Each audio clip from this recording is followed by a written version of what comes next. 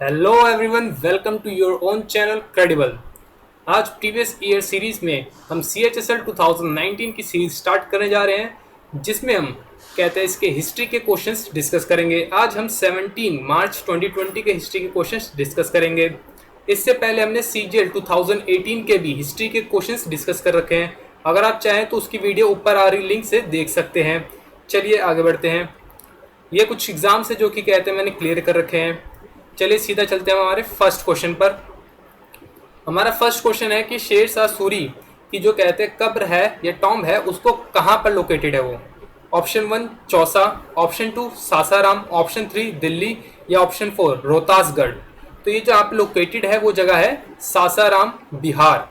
चलिए शेर शाह सूरी से बनने वाले कुछ सवाल जान लीजिए।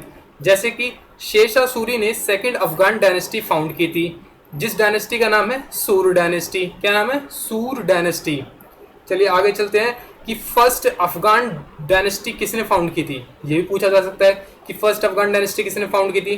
तो ये फर्स्ट अफगान डायनेस्टी फाउंड करी गई थी बहलोल लोदी के द्वारा, और इन्होंने फाउंड की थी लोदी डायनेस्टी।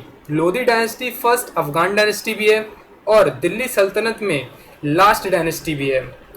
अब चलिए शेर शाह सूरी के शेर शाह जो टाइटल है इनका, वो किसने दिया ये जान लेते हैं। तो इनको ये जो टाइटल है वो बहर खान लाहौनी ने दिया है। किसने दिया है? बहर खान लोहानी ने दिया है। आगे चलते हैं, कुछ बैटल्स के बारे में जान लेते हैं इनके। तो इन्होंने बैटल लड़ी थी बैटल ऑफ चौसा, जो कि लड़ी थी उन्होंने 1539 में। किसके साथ लड़ी थी? हुमायूं के साथ, और उसमें इन्होंने हुमायूं को हरा दिया था।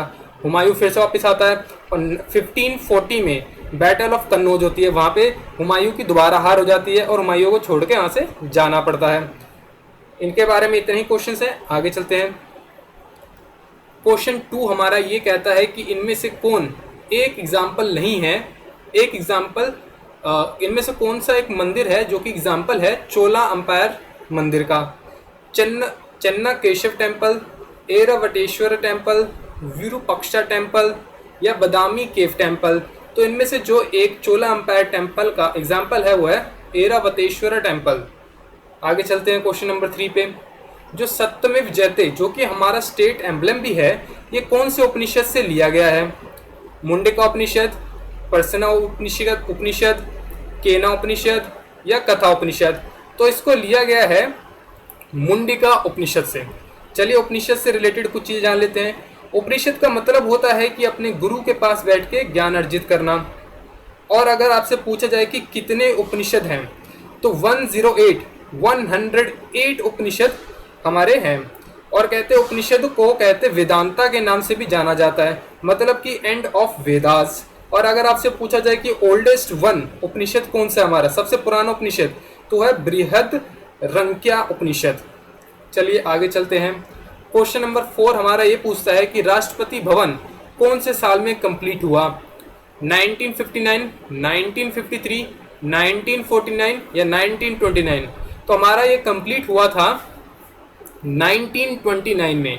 अब कभी कभी क्वेश्चन ये भी आ जाता है कि इसको किस आर्किटेक्ट ने बनवाया या वो आर्किटेक्ट किस देश से था। तो उसको बनाने वाले 2 आर्किटेक्ट थे।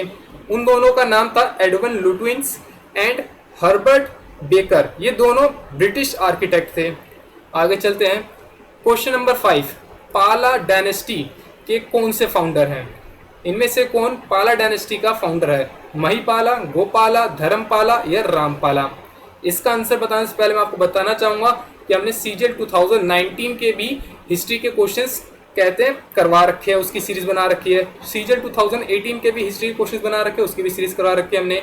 उसका लिंक ऊपर आ रहा है। तो चलिए इसके अब आंसर पे चलते हैं। तो जो पाला डायनेस्टी के जो फाउंडर है वो हमारे हैं गोपाला। अब पाला डायनेस्टी के बारे में कुछ चीज़ें जान लेते हैं। ये पाला डायनेस्टी बंगाल की पाला डायनेस्टी है। इसकी कैपिटल जो थी वो थी मुदागिरी।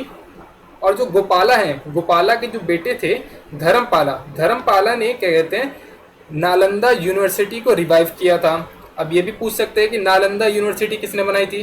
तो नालंदा यूनिवर्सिटी कुमार गुप्त ने बनवाई थी, जिनको कुमार गुप्त महेंद्र आदित्य के नाम से भी जाना जाता है। और जो पाला थे वो बुद्ध धर्म का पालन करते थे। चलिए अगले क्वेश्चन पर चलते हैं। इंडियन रिफॉर्म एसोसिएशन कौन से साल में फाउंड किया गया?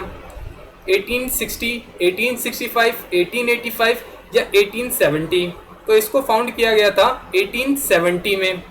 और ये भी पूछ सकते हैं किसने फाउंड किया, तो इसको फाउंड किया था केशव चंद्र सेन। और अगर ये पूछ ली कि कौन सी जगह फाउंड किया, तो वो थी कलकत्ता। तो इसको फाउंड किया था केशव चंद्र सेन ने 1870 कलकत्ता में। आगे चलते हैं। पहला कॉमनवेल्थ गेम कौन से साल में हुआ? 1925, 1935, 1930 या 1920? तो जो पहला कॉमनवेल्थ गेम हुआ था वो हुआ था 1930 में। पर यह भी आपसे पूछा जा सकता है कि ये कौन सी जगह पे हुआ, तो वो भी जान लीजिए। 1930 में ये हुआ था हैमिल्टन कनाडा में। और आपसे पूछ लिया है कि भारत में पहली बार कॉमनवेल्थ गेम कब हुआ था, तो भारत में पहली बार कॉमनवेल्थ गेम हुए थे 2010 में।